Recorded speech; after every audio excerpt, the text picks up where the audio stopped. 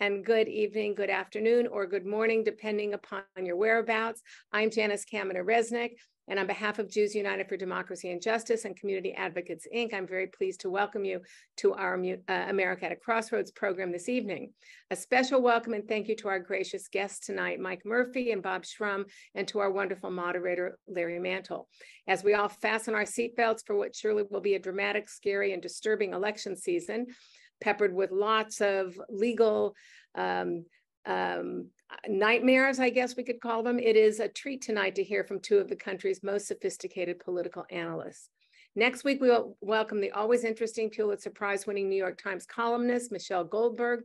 Prior to joining the New York Times in 2017, Michelle was a senior correspondent for the American Prospect, a columnist for the Daily Beast and Slate, and a senior writer for The Nation magazine. She has written 3 books to great acclaim, one of which focused on the rise of Christian nationalism. Michelle will be in conversation with Warren Olney.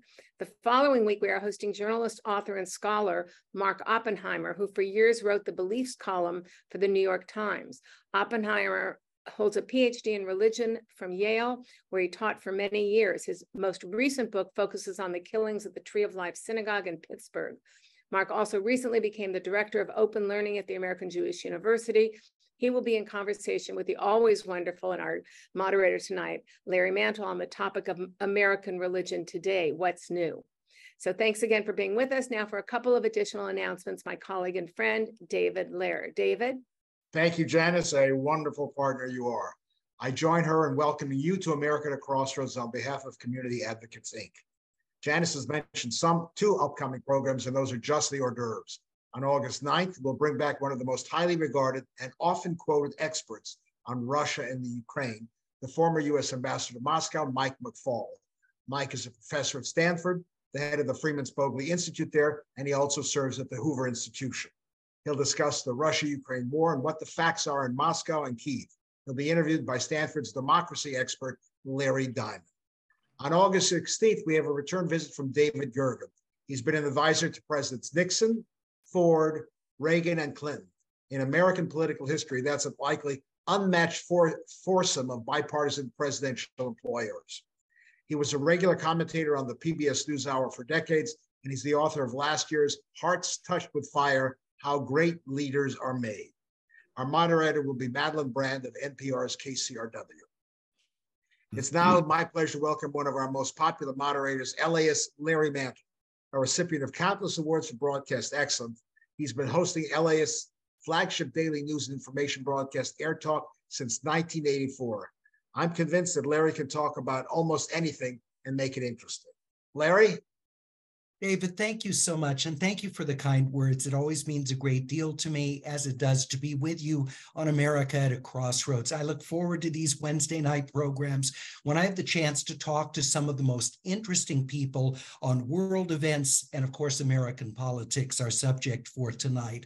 I want to thank the whole team behind America at a Crossroads, Janice, David, Zev, and Mel. Thank you so much for giving us this opportunity to have these very important conversations. It's also great to have back with us Bob Shrum and Mike Murphy. We've had a chance to talk on these programs previously, and I know they're regulars on this series. Part of their chemistry on these programs really lies in the fact they're friends, and that friendship, I think, comes through even though they may have contrasting views in some cases. It makes for a tremendous program. They also provide bipartisan leadership of USC Center for the Political Future. Bob was a prominent Democratic political consultant prior to his career as chair of practical politics at USC. He was senior advisor to John Kerry's 2004 presidential campaign and Al Gore's 2000 candidacy, among others. He was also a speechwriter for many, including George McGovern and Ted Kennedy. Mike served as a political consultant to many Republican candidates, including John McCain, Jeb Bush, Arnold Schwarzenegger, Lamar Alexander, and Meg Whitman. He's provided political commentary for many network news programs, as has Bob, and Mike has been a regular on Meet the Press. Gentlemen, great to have you back with us. We'll launch right into the conversation. Mike, I wanted to ask you, as someone, a Republican who voted for Joe Biden 3 years ago rather than support Donald Trump, Are you excited looking at the field of Republican candidates and feeling like maybe you'll have a chance to vote for a Republican? Certainly in the primary, you will. Your thoughts about that? Well, first of all, it's great to be back with my dear friend and colleague, Bob. It's great to see you, Larry, and thank you to David, Janice, and sorry about the shot clock in the background. That's normally my Shrum truth buzzer, but it's actually the dryer, I think, is going off back there. Yes, I voted for Joe Biden. It put me into therapy for a year, but I can't abide the idea of Donald Trump within a mile of the Oval Office, let alone being part of it. I was one of the chairs of Republican voters against Trump, and we actively spent a lot of money helping to elect Joe Biden for the good of the country. So I am excited we have a Democratic primary. It is too early to tell. Primary, yeah.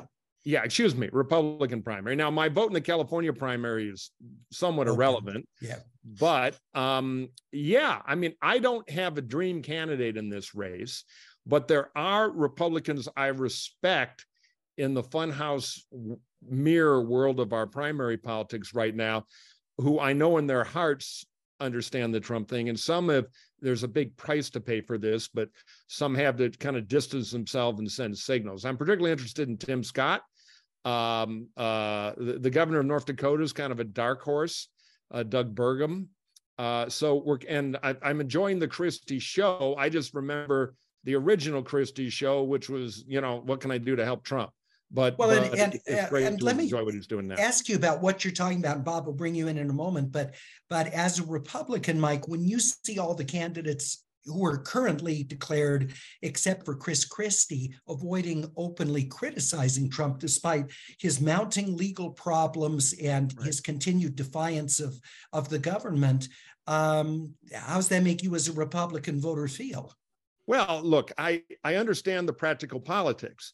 I think a majority of the Republican primary electorate is ready to move beyond Donald Trump. I actually, and this is a contrarian view, I do not think he will be the Republican nominee. Conventional wisdom's decided he's Rasputin, he can't be killed. Well, let's wait for the primary voters. So everybody, particularly my Democratic friends, wants an Aaron Sorkin movie where the Republicans all stand up and say, you, sir, should be in prison. And that would be emotionally satisfying. But the Republican primary electorate, this is kind of like a family discussion about the crazy uncle. You don't go outside the family, stand on the street and yell, Uncle Bob is insane. So there's some tongue holding for the reality of the primary electorate. Okay. You can win going beyond, direct challenge. It's entertaining, but ineffective. And I want to see Trump beat. Do you think there's a likelihood that Trump won't be the nominee? I hope he won't. I know there are Democrats who want him to be the nominee because they think he's the easiest person to beat. I care about democracy. I care about the future of the country. I think he would be fundamentally dangerous. The stuff he's outlined in recent weeks, let alone what he's done over the last 6 or 7 years, like creating a totally authoritarian executive, is a threat to the whole character of the country. So I would like to see him defeated. I think the acid test will be Iowa. I think if he wins Iowa, it's going to be very hard to stop him. If he loses Iowa, there's going to be an aw shucks moment where people step back and say, wait a minute, do we really want to do this? I also believe that when the details of the Jack Smith indictment come down, some people may actually pause and say, this is too much. If we go into a general election carrying this kind of burden, we can't win. So I think it's possible that Mike is right. I'm not impressed with most of the people who are running on the Republican side. I agree with Mike about Chris Christie.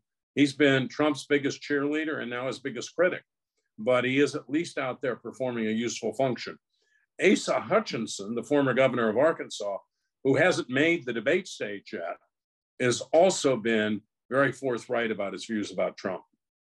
The difficulty that these candidates are having, raising money outside of DeSantis and Trump, does that all go away if they start getting some upset attention or the first debate? Does that change this, Bob? Oh, sure. look, I mean, if you go back, for example, to 2004, John Kerry had to mortgage his house in Boston to have enough money to get through Iowa. He won Iowa, and the money just started pouring in like crazy. And Howard Dean, whom the press had anointed as the absolutely almost certain Democratic nominee, was gone within 3 weeks. So I think you would see a lot of money move toward an alternative candidate if Trump started to falter. The problem with this is, I believe, and it's, you know, you got Republican primaries that are winner take all. And Trump, I think, and I don't know what Mike would say to this, has about 35% of the Republican vote, even if he shoots someone on Fifth Avenue. And so he's got a real advantage. And the question is there anybody there who could emerge? You know, people thought Ron DeSantis would emerge. I mean, he is Mr. Anti-charisma. Well, I was going to say, and you can't, it's hard to see him in a debate, you know, rising to the top and surprising people. Mike, who do you think in a debate could end up as a surprise, could have a strategy and the ability to execute it to disarm Trump, or at least to show people looking for an alternative that they're a serious candidate? Well, I'll get to that. I just want to address one thing before. The candidate with the most federal cash on hand, other than Trump, and only 3 million behind Trump, is Tim Scott, twice as much as DeSantis. Now, they all have super PACs that can spend kind of helpful money, but it's not the same as candidate money. So they've been the big fundraising winners. The ones who are starving are the Christies and the Pences and the Nikki Haley, though she's doing a little better than Pence. So the question, and Bob and I have both seen this before, who will have enough money to get to the end of this year in Iowa when the race really kicks off? And that's when the voters start moving. It's possible somebody will be like Governor Scott Walker last time, who, by the way, 8 years ago in Iowa was ahead in the polls and then dropped out, couldn't make payroll. So anyway, we have a lot of campaign yet to happen. Now, the August debate is full of questions. You're right that if somebody is a superstar there, they will have a fundraising surge.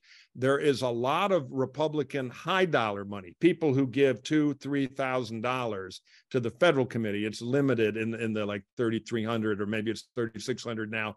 They tend to move as a flock because they want to beat Trump. And they've kind of been moving from DeSantis to Scott because DeSantis is getting such terrible reviews in the elite press because he's not a very good candidate. I think he's a little underestimated right now because he's selling culture war and there's a market for it. You know, the reason Trump is in trouble in the primary is less about how horrible he is and more about Republican primary voters really want to beat Biden and they think Biden can beat Trump. Many of them think he's the only Republican Biden can beat. So as far as the debate, one, who's going to be in it? Trump may not show up, doesn't want to show up, afraid to show up. The RNC has put all these Soviet-style rules on the thing to keep the field small, which is now the free market Republican Party is now working like the Presidium, where 8 comrades in a room decide if you weren't part of the Great March of 1944, you can't debate. So Haley will be there, and she's pretty good. Burgum, because he's been giving away $20 Amex cards to get a $1 donation. That's how you buy your way through this crazy limit they have, which is just repugnant to me. He'll be there, though I'm not sure he has a message. I had high hopes for him, but yet to see. I doubt Christie will make it, which means Trump might show up. To your question, and I'll wrap up quickly, if Christie does get in, he and Trump will be throwing furniture at each other. It'll be hard for somebody to break through. And finally, all these characters, and this was true of Obama in 2008, when they first hit the big stage at the beginning of their campaigns for president, they're not that good. They're like rookie ball players who've come up from AA ball. So I'm not sure there will be a superstar at the first debate, but it's a very valuable platform. And I'd watch Haley, who I'm not a huge fan of, but she's pretty smooth. And she's going to be there. She has the numbers, and she could be interesting vis-a-vis Trump. We'll see. Or she could fold and ruin her campaign. There seems to be a difference to me in how someone does in media interviews and on the debate stage. It's a different kind of pressure in a different kind of context. And Bob, I wonder if you could comment on that, because you've worked with so many candidates like Mike. And why is it so difficult to do well on a debate stage under these kinds of, they're kind of artificial debate circumstances? Well, first I'd have to say, and this is something of a disagreement with Mike, I think that DeSantis is terrible in media interviews.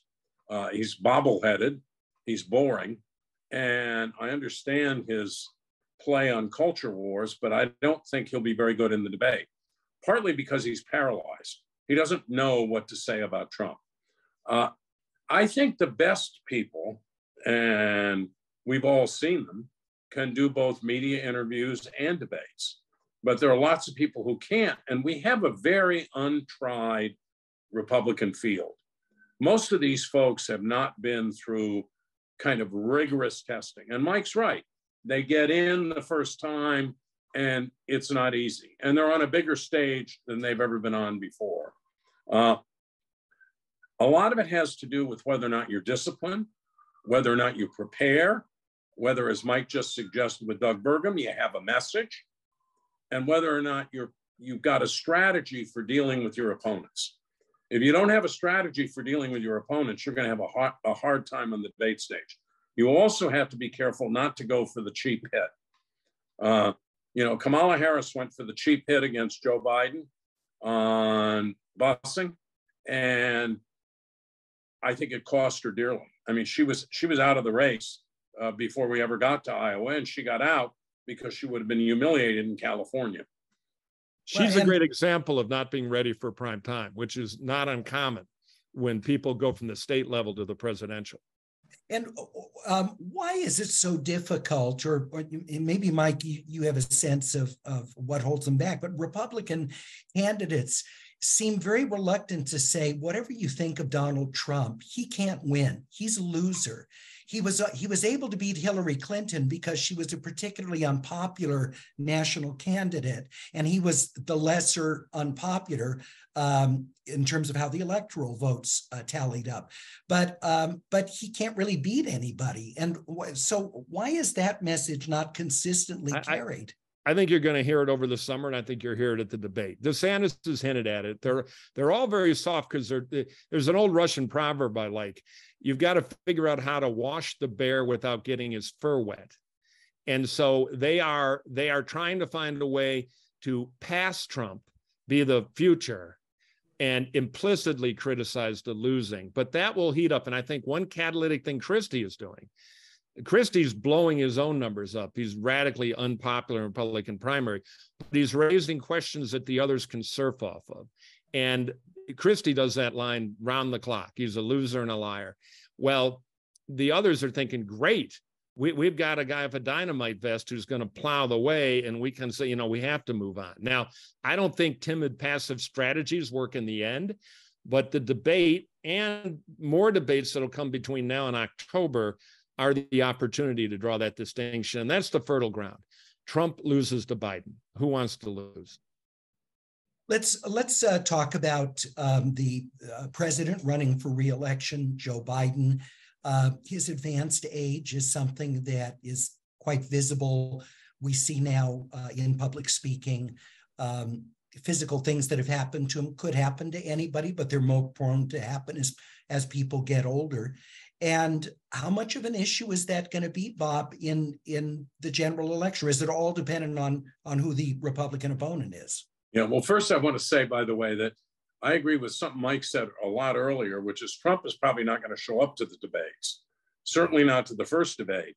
And that's just going to suck all the energy out of the room. I mean, if Christie's there, and I think he will be, he'll throw bric-a-bracs, and the other people will just stand there looking slightly embarrassed when the moderator says, what do you think of that?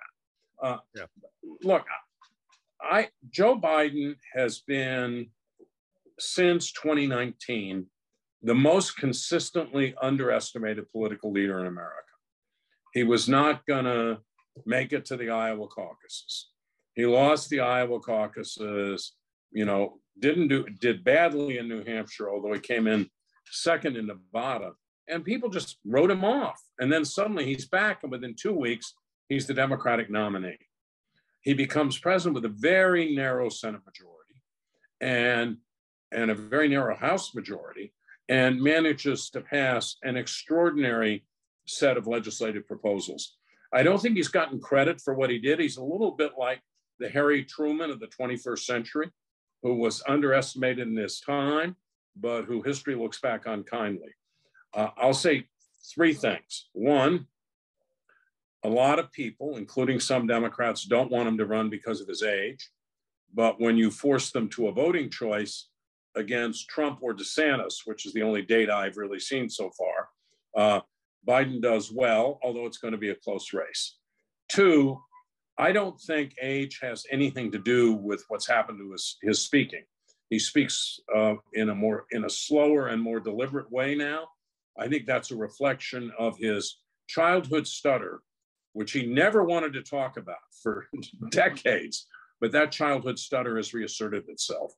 And thirdly, the way he walks, he's got spinal arthritis. Now, does that mean that he's mentally not capable of doing the job? No. Does it create a problem with voters? I'd be dishonest if I didn't say it does. Now, Bob, you know him far better than I do, but I detect a difference in his speaking, and not just the pace of his speaking. He was prone to gaffes before, but more because the edit switch wasn't engaged, was my sense. Now, I feel like the wheels are turning. I'm seeing him try and grasp. I see him a little lost in the context of some of the content, some of the things he's saying. I mean, you know him better. Maybe that is because the stutter has reasserted itself.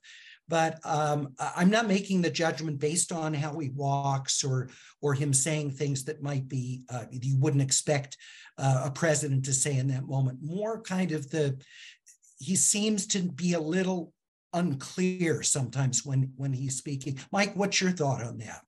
Well, one, I let him off the hook on the way he walks because I have spinal arthritis. So Joe and I are together on that. And that has nothing to do with leading a country. Yeah. I mean, look, I agree with Bob that he hasn't gotten the credit for some of the. Now there are policy things he's done that I can't stand. Let me be clear. I think he's lurched a little left, but I'm a big fan of the CHIPS bill. I can do a pretty good list, and he hasn't gotten a lot of credit for it. I would be very worried if I were a Biden political manager. And that's why I think Bob is very right. Beware Democrats who are hoping for Trump because he's easier to beat. You're taking an unacceptable risk doing that because Trump is the infinite problem. Right now, the right track, wrong track poll number, which we keep an eye on, do you think the country is going in the right direction or pretty seriously off on the wrong track, is hovering between 65 and 70. That is a bad number for an incumbent president. The economy in the statistics is creeping better. And when we roll around to the general election next Labor Day, it might be better enough in perception, which is the reality of politics. But right now, the perception is bad. So you take those two things, country on the wrong track, perception that, by the way, in polling, Donald Trump, depending on the poll, does 15 to 20%. Despise Donald Trump, nationally very unpopular, still beats Biden on who's better at running the economy by nearly 20%. So that's like a very bad X-ray of the lungs politically of the president. And then you have the age problem.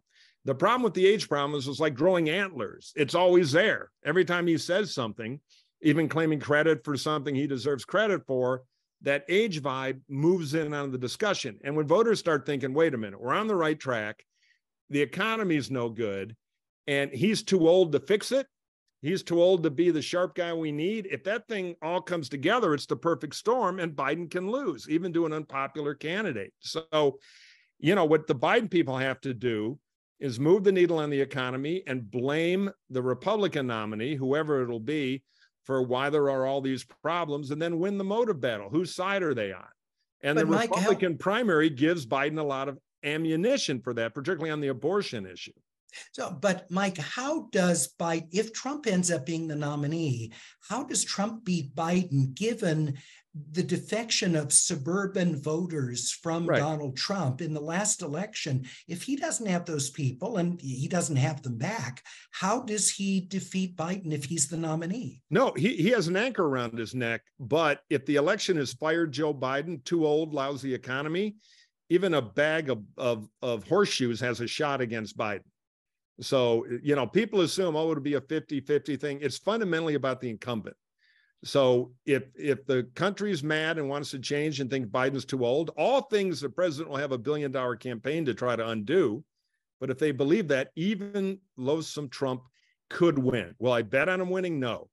But I would have zero complacency if I were the Biden campaign. And I would also be very worried. I can't turn on the DC expert punditocracy and not hear that Trump's a shoo-in for the nomination. I've been watching these New Hampshire and Iowa polls. If Trump loses Iowa and New Hampshire, he's dead. And Trump is down to 37% in New Hampshire now. Somebody 100% of people know he's dropping because the others, the alternatives, are getting more famous. So if I were Biden, I'd be very prepared for somebody else and not. Well, and you've got the legal issues with Trump compounding themselves, which could be worse because they say loser, right?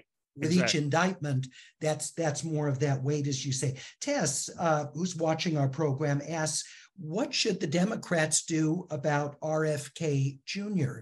Bob, is there anything that Biden has to do to address his candidacy? Well, right now, I think RFK Jr. is doing a very good job of destroying himself. He initially had some support because of his name. The more people get to know about him, the less they like him. There will always be a protest margin of voters. I think he would get that. My guess is by the time we get to New Hampshire, he might get 9 or 10% of the vote. And he will shrink away. He's got members of his own family going after him. And the stuff he says about vaccines, the idea that somehow or other COVID was engineered to exempt Ashkenazi Jews and Chinese, 1 million of whom died, by the way, from COVID, I think just repels people. It's from a personal perspective, having worked with his uncle, who was a very close friend of mine for decades, I think it's a tragedy that besmirches a great legacy. You know, Anthony Fauci, his big enemy, was very close to Ted Kennedy. They were very deeply involved in the fight against AIDS and the attempt to develop a cure for AIDS. And Fauci has received the JFK Profiles in Courage Award years ago. There are some Democrats, Mike, who feel like RFK Jr., that he's almost, intent on aiding Republicans somehow and torpedoing Biden's candidacy. Is that just conspiracy theory, wrongheadedness, or is there some truth to that? He is the quote Bob's old mentor of Vladimir Ilyich Lenin. He's a useful idiot. And so they can't book him on Republican crank internet cable enough. And Kennedy's falling for it. So I agree with Bob. Give him a microphone, because the more attention he gets, the worse he'll do. They should put a few surrogates on him. He's crazy in the great Republican tradition, tangle him up and condition the press that since the Democrats are skipping New Hampshire and you have cranky local voters, yeah, he might get 12, 15% of the vote, but you can write it off as protest about the primary, not him. So if he'd never said anything, he'd be doing better. People are getting to know him now. It's a disaster. I remember a candidate once who ran for governor of a Midwestern state. At the beginning, they were very excited. And I've done a lot of Michigan races, and they came to me, what do you think about candidate X? Is going to spend $30 million. I go, well, that's the problem. People are going to see him. And that's what's happening with RFK Jr. And he is a disgrace to that legacy. That's what's happened to DeSantis, too, by the way. Yeah, I agree. DeSantis is money. People have gotten to know him, and they've said, oh, we don't think we like him. Though I'll say again, for all his problems, and I wouldn't go long on him, he's doing better in the Republican trenches than he is in the elite media. He's at 25 now in New Hampshire. I think it'll melt away, but he had a start, and now it's decaying because he can't maintain it. And his campaign in Stalingrad, they're throwing bodies out the window every day. Why is he so popular in Florida, but having difficulty nationally? I mean, I know a governor's appeal. We see it in California, where Gavin Newsom is pretty popular in California, but would have a tough row to hoe with a national campaign. Why the big difference? When you're an incumbent governor, you're elevated, because half of what you're talking about is the I-5 bypass or putting on your slicker and handling the hurricane. It's not when you run for president, they see it for the first time. He early, by being a younger version of Trump with some of the culture war stuff, gave people who want to move beyond Trump somewhere to go. But he's self-limiting because he wants to be the dime store Trump, and we already got a Trump. But right, but still, I've done a lot of campaigns in Iowa for the governor out there, Governor Branstad, and I'm there once in a while. I talk to a lot of the operatives, and I think it'll decline, but he's selling some tickets right now. He's Betty, not dead. One of our viewers asks, how much damage would a third-party candidate do to Joe Biden? We have Cornel West, who's seeking to be the Green Party nominee. No Labels. Joe Manchin has been talked about as a potential No Labels candidate. I think they're on the ballot already in like 5 states, something like that. Yeah. Bob, what do you think? Oh, I think it would do damage. I think it could take votes away from Biden. To go back to my Harry Truman analogy, Biden may have to do what Truman did in 1948. Nobody gave him a chance. You had the Dixiecrat candidate, Strom Thurmond. You had Henry Wallace running at him from the left, where Cornel West would be. And people said, Truman's done. And Biden may have to overcome that. But look, it's what in a different way, it's what Mike said earlier. The Biden people can't be complacent. They have to plan for all of these alternatives. They have to plan for third-party candidates. They have to plan for Trump falling apart. They have to plan for a more plausible person emerging. Not that any of that will happen, but some of it will for sure. And I think the Biden people have to take care of it. Yeah, I'll just amplify that. Mike? There is a significant slice of voters who are center right, who despise Donald Trump, suburban college-educated voters. So they don't want to vote for Trump. They really, really don't. The problem is they don't much like Biden. So this whole no labels thing creates a place for them to go where they don't have to vote for Trump, they don't have to vote for Biden, and they get a medal for being good citizens by wasting their vote. You know, Biden to win needs unhappy voters because it's not an essay question in the booth. You pick a side. And the voters who will go to no labels will be disproportionate non-Trump voters who don't love Biden. Why give them an escape valve? It is insane. I have friends who are involved in that, who I respect, and their motives are pure. But as a matter of political strategy, it is bad. And it only net helps Trump. Now, again, I think Trump won't be the nominee, so the whole thing will dissipate. But beware any group like that is run by a fundraiser, a professional fundraiser who's trying to raise $100 million. And that's the case with no labels. Well, and not just the No Labels organization, but let's say Manchin is the candidate, the West Virginia senator. Bob, does he have appeal? I mean, he's had such a high profile as being the Democrat who's forced Democrats to give up ground on a number of pieces of legislation. I think he would have some appeal, but I also think he's very untested on a national stage. And we would have to see how he came over. It's also the case, by the way, that he's not the ideal anti-Biden alternative because he actually played a critical role in passing most of the signature legislation that Biden has passed. My guess is that he's going through a period now where he's being very critical of Democrats and Biden, and he would like to actually establish his position in West Virginia so he can run and get reelected. Yeah, and he's in trouble. Jim Justice, the popular Republican governor, who's kind of a persona candidate, though he has a primary against a wingnut congressman. But Justin will beat Manchin like a slow mule. Manchin's numbers are not good because he's not Republican enough for the Republicans. That's the state Trump won by well over 30 points.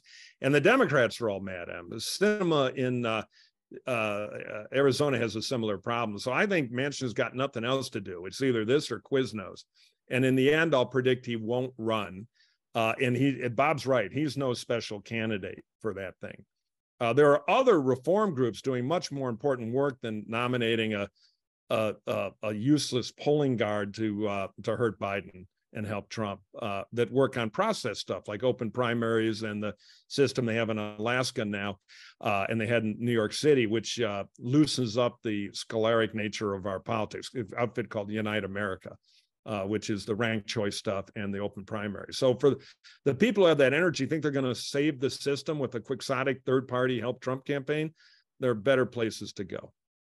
Do you think, I mean, we're so far in front of the election that it might well be a challenge to get people out to vote? I mean, I know it depends on the matchup, but Bob, do you think that that's going to be a problem come November? No. First of all, I think the abortion issue will continue to be a big driver on the Democratic side.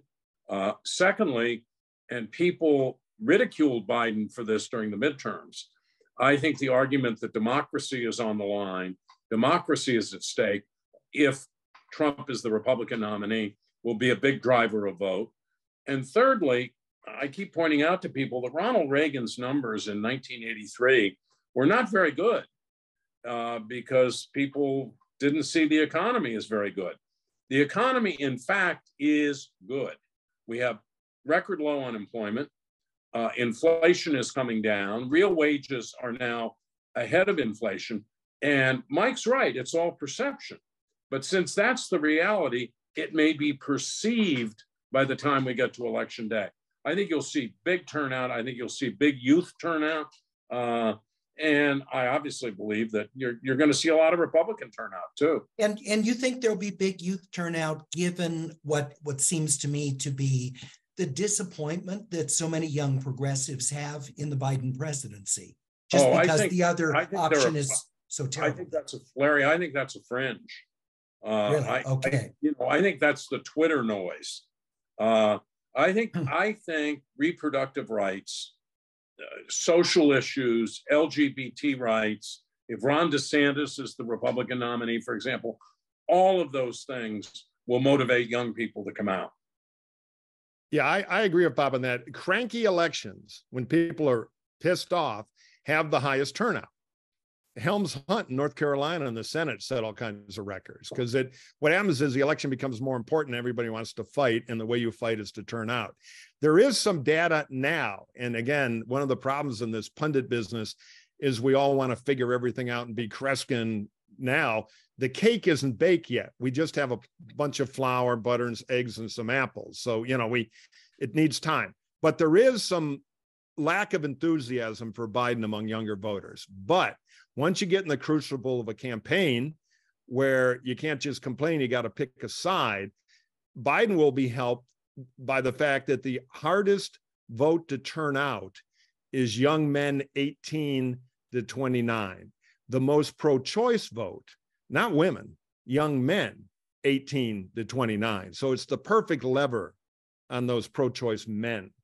Women are less pro-choice than men are. This is one of the great, because we all presume, based on pop culture and television, you ever seen a pro-life hero on TV? That all women are incredibly pro-choice. A strong majority are, but it's not as simple as that. Still, the abortion issue, 6-week ban, that's a ray gun for the Democrats, and they will use it to try to distract voters if there's still economic pain, if they can't catch everything up. I think the last thing I'll say quickly, one of Biden's candidate flaws they've got to work on, and it's hard, you're washing the bear again, is Biden likes to recite the statistics. Love me, here's why, and a lot of incumbents do, instead of saying, we're at the turning point, we're halfway there, we've been doing the work, I've got a plan, rather than saying, listen, idiots, the economy is better than you think it is, which is generally not great political communication.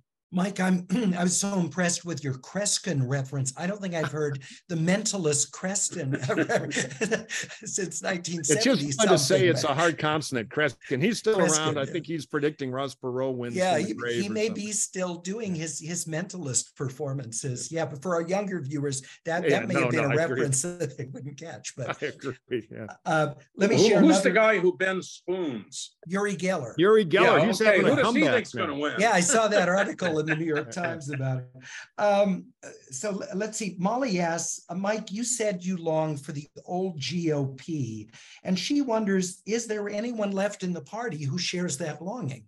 Oh yeah, I think it's the most underserved market because of fear of Trump. We do have a war in the party between traditional Republican conservatism and populism, and so that we'll see if we have a reformation. Glenn Burgum, the governor of North Dakota, when he got in the race, sent a great signal that he was going to kind of steer around Trump. The problem is, and he's a self-made billionaire, so I thought, okay, he won't have to worry about whiny donors. which is always a problem when you have a entrepreneurial campaign starting at 1%. He'll have the freedom to operate. And I've seen private polling. He is creeping up. He's spent more on advertising than anybody. But he's going to need a governor from outside Washington, a Westerner, not part of the mess, move forward message. And there's been none of that. He's running for Secretary of Energy, apparently. So, we're seeing they have time to self-correct, but not a lot of time. So I think there was a lot of rocket fuel there that he just didn't have the persona strength to ignite. But I'll give him, nothing really happens, and Bob's been there. He knows nothing really happens that you can follow in the polling till you get the fall in Iowa. Then the voters who've been shopping for a long time start to move, and you can have 15-point swings in 2 weeks. So we're not at that stage yet, but he's not doing what he needs to be that guy, in my opinion, message-wise, at least not right now. Bob, do you feel similarly that there's a large segment of the American electorate that just sort of feels left out, is unengaged? They feel like the Democratic Party has moved too far to the left, the Republican Party is owned by Trump, and they feel disenfranchised. Well, this is kind of perennial. I mean, where people say, they go out and ask the polling question, would you consider a third party candidate? Yeah. And I think the latest poll, 46% of people said they would. And then when the election comes, unless it's Ross Perot or John Anderson, the third party candidate gets 2 or 3% of the vote. So I think there are people, it's in the American condition to be perennially dissatisfied with politics, to say it's not serving me. I mean, I don't care who's president. There are always people who are going to say that. But Bob, we're much more polarized than we were when those past polls were done. No, this poll is new. This poll is new. Hasn't the polarization exacerbated this trend, though, of people feel like they're... Sure, and people feel they're left in no man's land. Because unless you're in either of those camps... Mike was talking about this. I mean, the suburban Republican women who voted for Biden in 2020 would probably rather have voted for a different kind of Republican than Trump.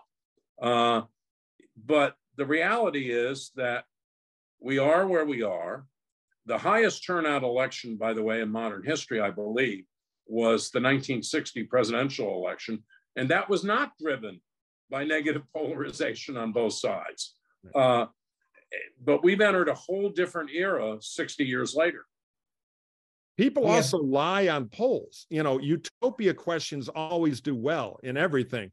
Yeah. When Nielsen first started and people filled out a diary or what they're watching, everybody was watching the symphony. PBS. Then they put the meters in the back of the TV to think people out what they're watching. All of a sudden, professional wrestling was doing really well. Gilligan's Island, top rated. Right. It's like, take a poll. Would you start an exercise program next week to help you live 5 years longer and lose 20 pounds? 72% say yes. And then the next morning, I don't see a lot of joggers on the street. So you've got to be careful on utopia questions about politics.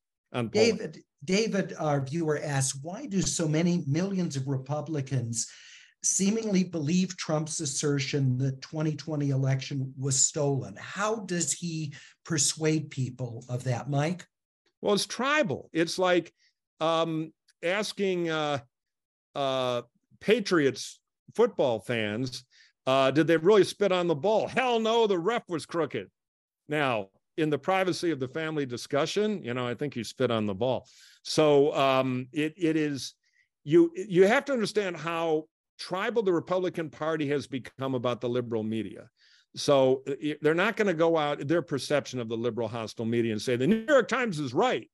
But quietly, they start looking at DeSantis and Scott and other places go, because they know that just doesn't mean in the tribal family, we tell the other tribe, jeepers, you're right. So there's a lot of that. And also in the activist world, hell, I've been doing elections, Bob's been doing them for 211 years. I've been doing them for about 40 years. And I've always been on election night where we win or lose. A couple of the best volunteers come over, they stole it in Detroit, or they were up to their tricks in Cleveland again. And you kind of push them away from the bar, tell them we're winning 4 years, go home. So what Trump has done is allowed those dark opinions to now be the official line. And this is the great tragedy. People have run to it. I know my liberal or my Democratic friends all want the Republican Party to, like the voters to rise up.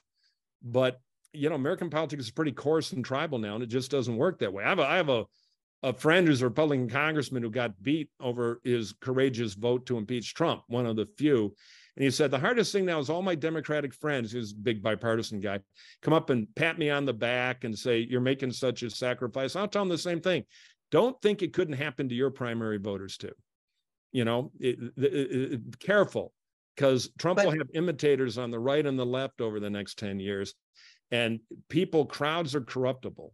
But in the case of Trump, he's been able to cultivate this personality cult around him. Yeah. Other Republican candidates haven't been able to do that same thing. And Wallace had one, Trump? But on a smaller scale. But it was a lot of the same populism. George Wallace, American Independent Party. It was the same Democrat thing. Before that, right? Right. Well, yeah, originally. The old Democratic Party, backseat to nobody on the segregationist populist issues in the South. But yes, there have been cultish figures, Huey Long, but they've been marginalized. What the internet does is give these guys a free microphone. And when we have cable news, give Trump, when he ran in 2016, 7 times more attention than any other candidate, because he was conflict, pro wrestling, more clicks. There you go. So, we're in a very demagogue friendly world now because of in the old days in the campaign, you'd have a roll of stamps in a lockbox. The stamps are free now. So Wallace would have done great with the internet. And that's the danger of our modern communications time. But, there's a lot of voters want to put on a halo and say, oh, they're all bad. I'm right, they're evil. It's more complicated than that. Yeah, Bob, you want to weigh in and tag up and follow up on what Mike said? The first thing I want to say, a point of personal privilege. I've done a lot of races for governor of Virginia, and Mike, when he said 211 years, failed to give me credit for Thomas Jefferson's victory in 1778 for governor That's of Virginia. quite a campaign, Bob. Secondly, I think that if Fox News, the internet had existed the way it exists now, social media had existed, Richard Nixon might very well have survived Watergate. I mean, what happened to Nixon in the end was that Barry Goldwater, John Rhodes, who was the House Majority Leader or House Minority Leader, Republican leader, Hugh Scott, who was the Senate Republican leader, went down to the White House and said, you got to go. And Nixon asked him, how are you going to vote in an impeachment trial? And Goldwater said, I'm going to vote to convict you. Today, in the atmosphere we live in, that might not happen. Thirdly, and this will be my last point here, Trump really believes that if you lie and lie and lie and lie, and people are invested in you, they will come to believe your lie. So I saw someone interviewed this morning, a woman who was wearing a Make America Great hat. And the reporter was saying, the election was stolen. And he said, well, there were 60 court cases. Right. And Trump lost all of them, except for one very technical case in Pennsylvania that didn't affect the outcome. She said, how do you know that? And he said, well, the court opinions are published. She said, how do we know they're real? I mean, if you get people to a cultic place where they're going to believe, that the end of the world is coming on August 13th, nothing can shake that view, even when it doesn't come on August 13th. They say, well, it really did come. We just didn't notice it. Or there's a new date. There's some intervening factor which forced it to be a new date. Now it'll be 5 years from now. Or and the American public loves anecdotal reasoning. There is a product you can buy in any drugstore called Emergency for $14.95. Costs about $1 to make. And the sales pitch is a 3rd grade teacher was tired of getting colds from her kids. So she went to her kitchen and invented this stuff, and it'll stop you from getting a cold. And guess what? I think they sold about 80 million of it last year. So don't underestimate the American public's ability. It's the diet pill trick. Several of our viewers asked about Kamala Harris and whether she is a consequential political figure, presumably if Joe Biden stepped aside. Bob, do you want to take that on? Well, she is a consequential political figure, and I'm sure Mike and I will disagree on her. I think she's in many ways been unfairly treated. I think partly because she's a woman, partly because she's African American. But all the talk about replacing her on the ticket to get away from the arguments about her is empty. It's foolish. Look, in 1956, Dwight Eisenhower was one of the most popular presidents of the last century, wanted to get rid of Nixon as his vice president. Actually had a conversation with him saying, you might be better off headed into 1960. Ike was pretty wily about these things. If you were Secretary of Defense than if you were vice president. And Nixon said, I'm sorry, I'll be vice president or I'll just leave the administration. And the decision was, it was too much trouble to go through this to change vice presidents. Same thing happened to George H.W. Bush with Dan Quayle. And Jim Baker desperately wanted to get rid of him, but they decided, since he wouldn't move, that there was no way to get rid of him. So the Democratic ticket, barring other unforeseen events, will be Biden and Harris. Is she the most criticized vice president since Dan Quayle, would you say, Bob? Well, there've been a lot of them. You know, they all get, Yeah, I mean, look, Dick Cheney was a lightning rod. Oh, no one questioned his competence. No one questioned his competence, but a lot of people detested his views. I think a comparison with her and Dan Quayle is a little unfair, although I've gone somewhat soft on Quayle because when he got called by Pence and Pence said, is there any way I can do this and reject the electoral votes? He said, absolutely not. Yeah. He said, I did it. It's a ceremonial job. You can't break the Constitution. I mean, the truth is, whether you like them or not, say Dan Quayle, we need more people who at the end of the day have a bottom line allegiance to the Constitution and not to a cultic figure. So back to Kamala for a minute. Yeah, real quick, and then Mike, I need to get another question. Terrible candidate, but they can't get rid of her for all the reasons Bob said, because it becomes about Biden. Oh, you made a terrible choice. Now you got to undo it. Doesn't help him. Second, vice presidents are massively overrated. Their job is to stay out of trouble. It's more salient with Biden because of his age. And, you know, she's not that good at the politics of being VP, but there's not a lot they can do about it. We have Pamela asks, what will the role of evangelical voters be this time around? We have to do this quite fast, Mike. They're going to beat Trump in the Iowa caucus and wound him, axe wound, cut his arm off. Then New Hampshire will finish him or he'll have a comeback and be nominee. Really, evangelicals have soured on Trump. Yeah. I don't know that I agree with that, but if they do sour on him, they constitute 2/3 of the voters in the Iowa caucuses, in the Republican caucuses. And if they sour on him and he loses Iowa, I don't think he'll have a comeback in New Hampshire. Yeah. All right. We have a question. Anne asked, most economic indicators are moving in the right direction, as you've both said. What can Democrats do to sell that case, to make that case? Bob? Well, I think Mike was right earlier. You can't say everything's great. And I've been encouraged watching the Biden campaign recently say, we want to finish the job. Implication, the job isn't done yet. It always works better. I remember in dealing with President Clinton on the State of the Union message, someone came into us in 1997 and said, you know, we're going to have a balanced budget in 3 years. And Clinton said, I'm not saying that. People aren't going to believe it. He said, we got to get closer to it. And by a year later, he could say we're headed toward a balanced budget. So you can't overclaim, and elections are always about the future.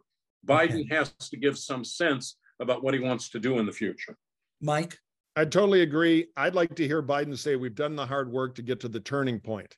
Now the battle is whose values are going to bring us home. Is it for the working middle class or for all the socialist crap they love, but it sells. All right.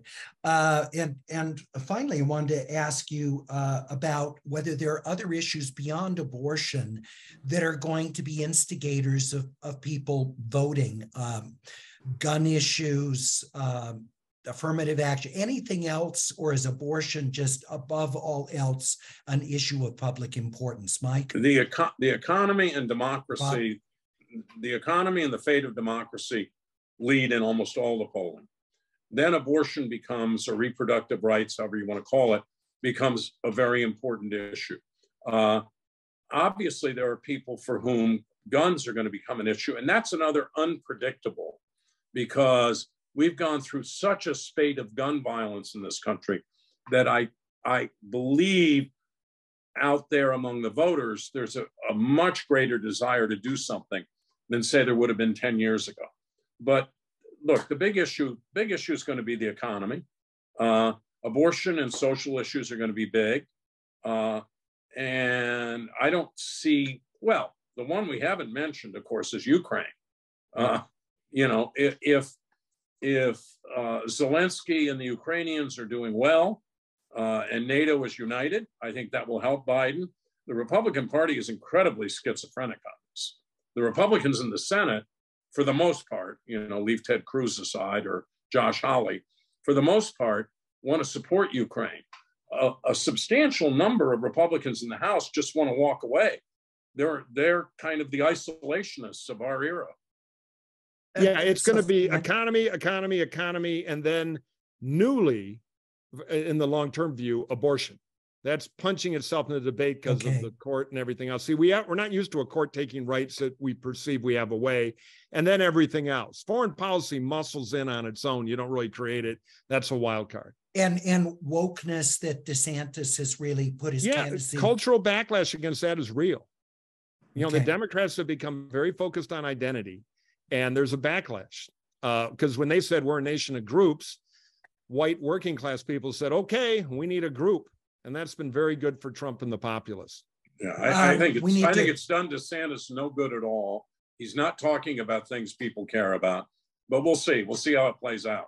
Gentlemen, need to give you a quick chance for a closing statement. Got to be like 30 seconds each, really brief.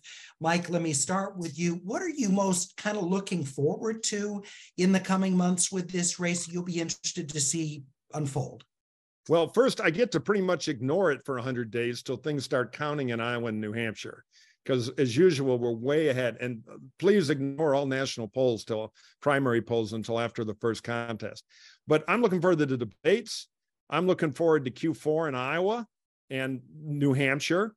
And I'm looking forward to some of the process reform stuff I believe in catching steam. So here's an ad. Look, check out uniteamerica.com. All right. Bob, for you, what are you most eagerly anticipating? Well, I'm looking forward, hopefully, to the fact that Mike is right and that Trump will decline. Because I'm a Democrat. I want to win this election. I think Trump would lose the election, although it's dangerous because he could win. But I want the democracy to be preserved.